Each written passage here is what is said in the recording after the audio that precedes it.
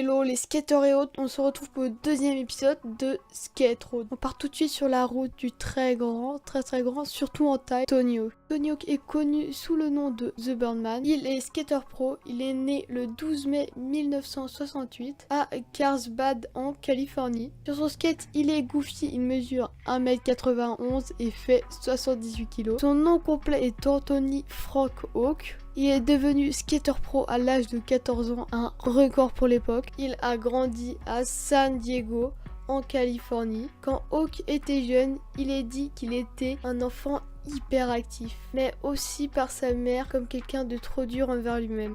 Les résultats de Tony à l'école ont prouvé qu'il était doué. Il a fait un test de QI où il a eu 144. Les conseillers scolaires ont recommandé de le placer dans des classes avancées. Ses parents l'ont encouragé à faire du skate parce qu'elle servait à canaliser son énergie excessive. Au fur et à mesure du développement des compétences de Hawk, il est devenu skater pro à l'âge de 14 ans.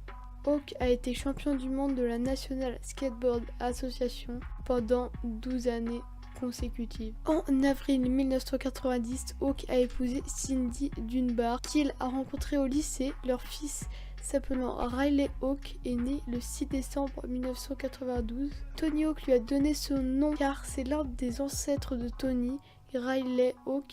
Le fils de Tony est également un skater pro. Il est sponsorisé par Lakai Limited Footwear et Baker Skateboarding. Comme on dit, tel père tel fils. Il a divorcé avec sa première femme en 1992. Après ça, Tony Hawk aura eu 4 femmes et est marié avec sa 4e femme. Il vit paisiblement avec et est très heureux. Il est acteur et créateur de sa boîte Skateboard Birdhouse. Hawk est rentré dans les mémoires quand il rentre le premier 900 en skate. Si vous ne savez pas ce que c'est un 900, voici la démo. Cet exploit a définitivement propulsé Tony Hawk au rang de skater le plus populaire à ce jour. Quand il rentra le tricks, tout le public était en folie. Il se rendait compte qu'il venait de voir en live le premier 900 de toute la planète Terre. Pour l'époque, c'était tellement un exploit, tout le monde était ravi et surexcité de voir ça. Tony Hawk est aussi très présent sur les réseaux sociaux et aime bien tweeter des trucs du genre oui, aujourd'hui j'ai 43 ans et je fais un 900. Tony Hawk a un patrimoine économique estimé à 140 millions de dollars, une petite maison à 10 millions de dollars. Dans sa petite maison, il a 2 piscines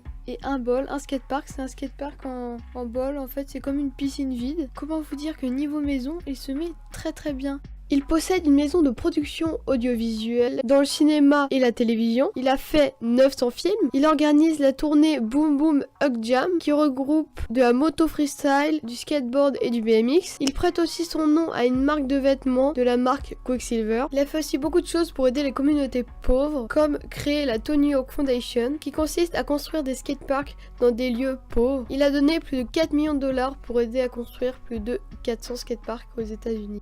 Chapitre 2, les exploits et son palmarès. Tony Hawk a été la première personne à faire du skateboard dans la Maison Blanche. En gros, il a eu la permission officielle. Le président lui a dit « Ok, vas-y, skate la Maison Blanche ». Il est sponsorisé par Independence, Boats, Nixon, Quicksilver et la célèbre marque Apple. Grâce à tout ça, il est devenu très riche. Il est encore plus riche que notre ami Nigel Houston. Il a fait sa tournée pro vers 1982 où il fera pas mal de ses plus grands exploits. En 2002, Hawk a commencé une tournée de spectacle, mettant en vedette la motocross freestyle, le skateboard et le BMX. Il commença sa tournée à Las Vegas, puis dans 31 villes des États-Unis. Il fera sa tournée éventuellement dans les parcs d'attractions Six Flags. En 2011, Hawk a été identifié par le magazine Translord Skateboarding comme le deuxième skater le plus influent de tous les temps, après Mark Gonzalez. Chapitre 3, les jeux vidéo. Une série de jeux vidéo sur le skateboard a été créée par Ubisoft en partenariat avec Tony Hawk. Le nom de ces jeux est Tony Hawk Pro Skateboarding, des jeux à la Skate 3 mais plus anciens. Le jeu Tony Hawk Pro Skateboarding a fait ses débuts dans les années 1999. Le rôle de Tony dans ces jeux était de jouer un personnage skatable avec d'autres skateurs pro qui eux aussi pouvaient être joués. Tony Hawk a aussi inspiré